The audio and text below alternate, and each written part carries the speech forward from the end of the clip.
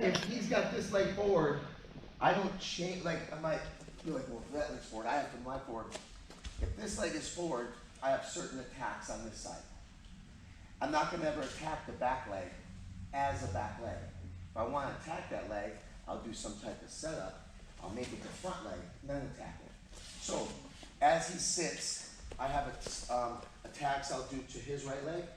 If it's switch, base or switch, I have different attacks I'll do this way in different setups. I don't switch my base ever. I don't have to. So, because then you'll get caught switching. And if you're not truly ambidextrous, like super truly, there's going to be a strong and a weak side. And if you switch to the weak side and they're shooting on you, you might not defend as well. So, or encounter and be able to attack. So you're going to stay in the stance you like.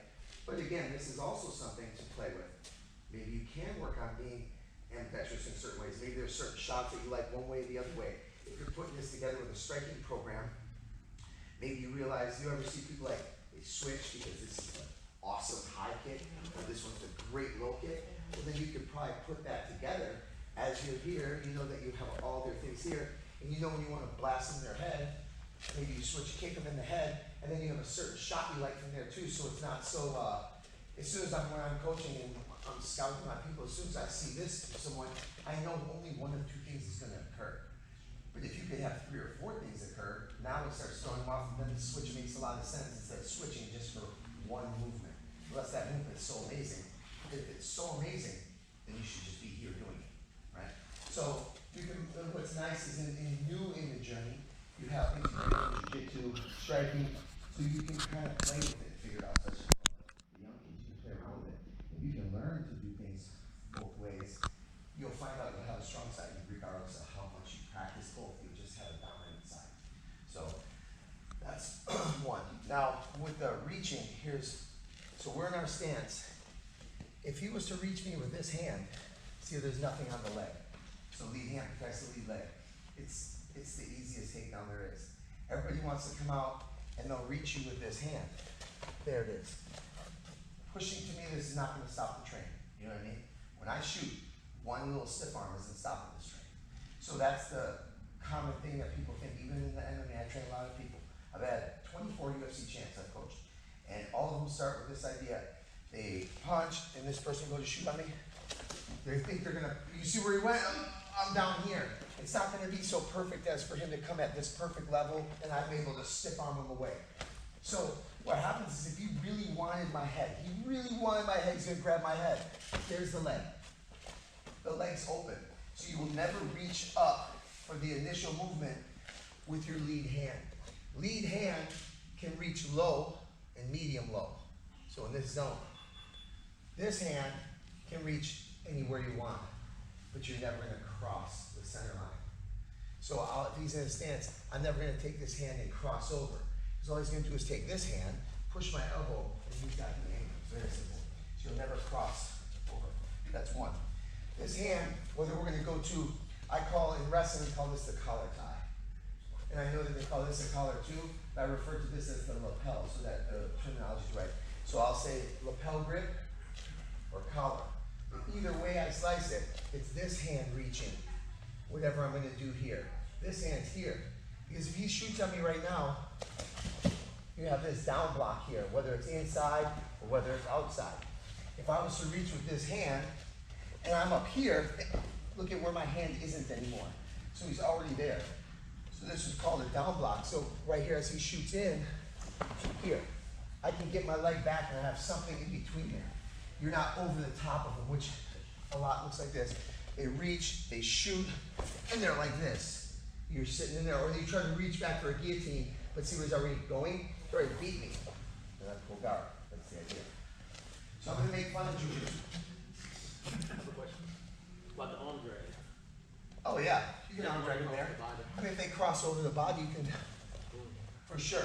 But that's the idea. Any cross, you're crossing yourself up. And so if they reach to this wrist here with this hand, I can just arm pass them, open up. So whatever you want to do, they're at a disadvantage. So I say wrestling is my wife, jiu-jitsu is my girlfriend. Love them both. And I don't want them to meet, ever. So usually wrestling ends and jiu-jitsu starts. that's a great place to be. Alright, so when I make fun of jujitsu, obviously, I've been doing this for a while. I like to because there's certain things jujitsu people do when you're trying to do wrestling that make it look ridiculous. So I'm gonna point it out so that you won't look ridiculous. Right? So it's probably the same way I looked without shoes on the feet. But you know what that means? Something serious is gonna happen when you take on round. You know, don't mess with the guy with shoes on. Especially one of a kind of Louis Vuitton. That's true. One of a kind of Louis Vuitton signature. That's serious business. Only thing's gonna happen around here is kick out. So, although it looks so funny, this is a signature. But when I got my black belt, they're like, you can't wear shoes anymore. But I like to do lots of takedowns and push up the feet. I like to keep my feet in. So shoes. And anyway, kind of like if you go to the bar, someone brings their own pool cue, right? You don't want to play that guy. You know you're gonna lose. And if they bring their own table, you really don't want to do that. Okay?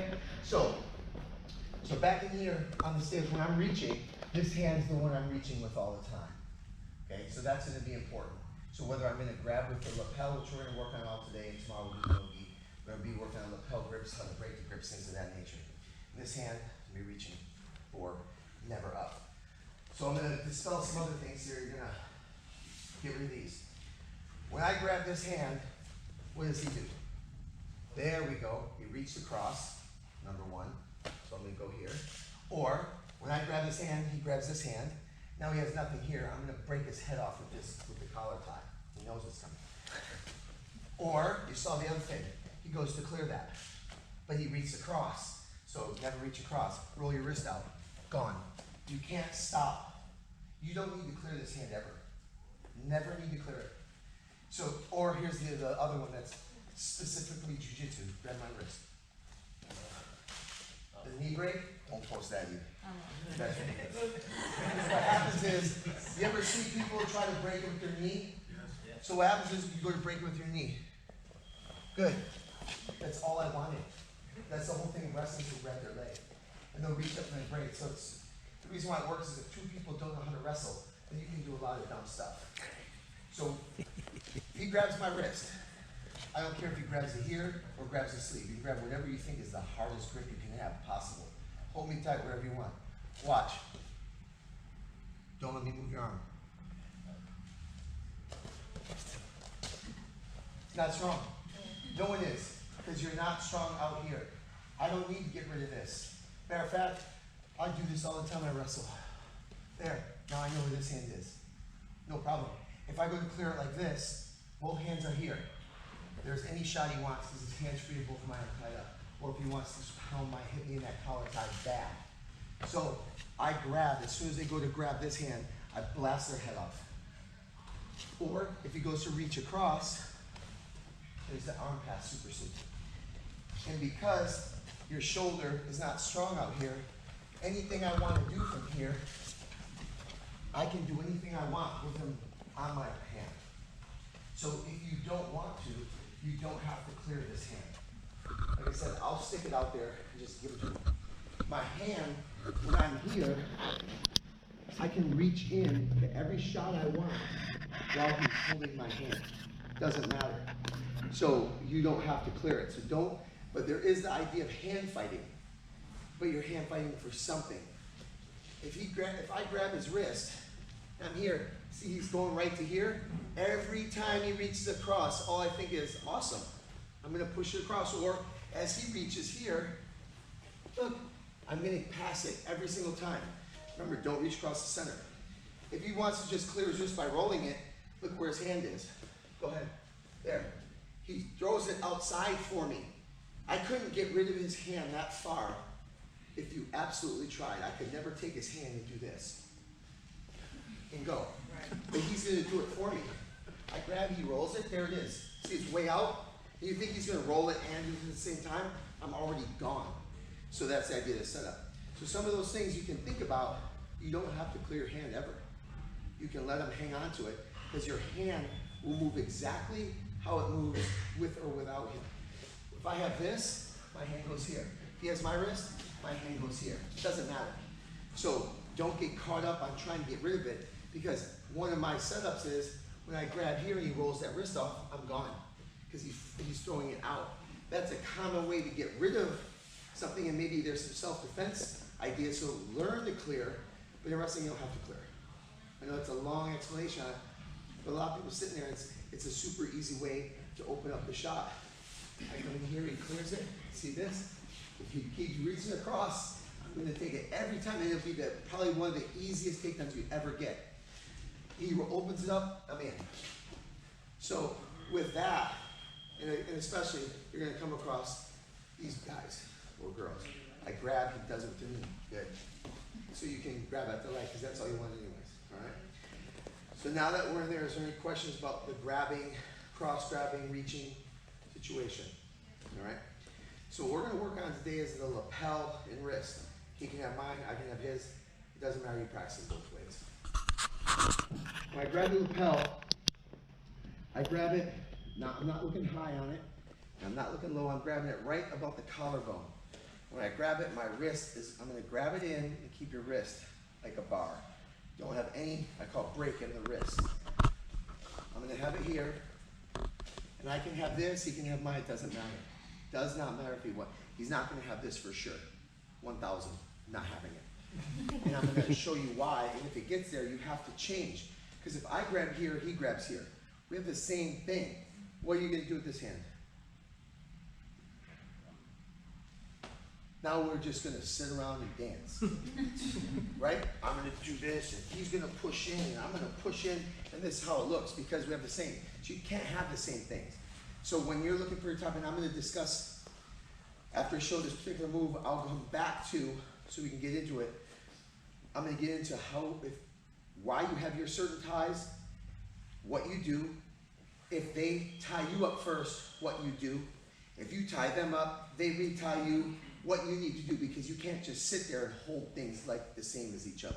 And I'll go through those in a little bit. So when I get this, I'm not gonna allow him to grab here. So as he wants to reach up here, that's what the hand fighting is for. If he actually did get this, I'm gonna change what I'm doing. I'm not gonna hold this and hold this. I'm gonna actually change what my grips are and what I'm gonna do. And I'll show you a little bit later. So to begin with, the initial move, I grab the collar, or the lapel, right at the collarbone. And my head position, there's only 3 places for your head. Forehead to forehead, forehead to his temple, or forehead to his other temple. There's no there's no ear to ear stuff. Right here, everyone does this. This is called secret telling time. It's the only thing you can do here is tell secrets. If we're locked in ear to ear, that means neither one of us can do what I do, because we're just locked up. And it's gonna look like this a lot. Do this, my arm can't get straight. Then I don't wanna do this, because I'm going backwards, and if he pushes into me a little bit, this arm will never go straight. So in the progression, it's a very fast dropout. In this hand that you're getting to the leg, I call the karate pinky. You gotta get to this leg here really fast. And you'll feel it's gonna hit. You gotta get to it very quick. Because the mistake that people make here, they're gonna do this. Now see this? Now I'm gonna try to grab the leg and he's gonna back up. At the same time, 3 things happen. I'm gonna drop out, I'm gonna straighten the arm, and his hand's gonna be on the leg from here.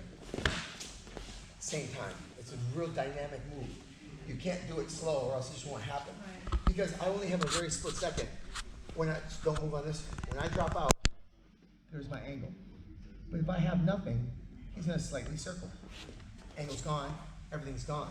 So I've got to hit this angle as fast as I can and be on the leg so I can start pushing and attack. So when I come here, I gotta have them both.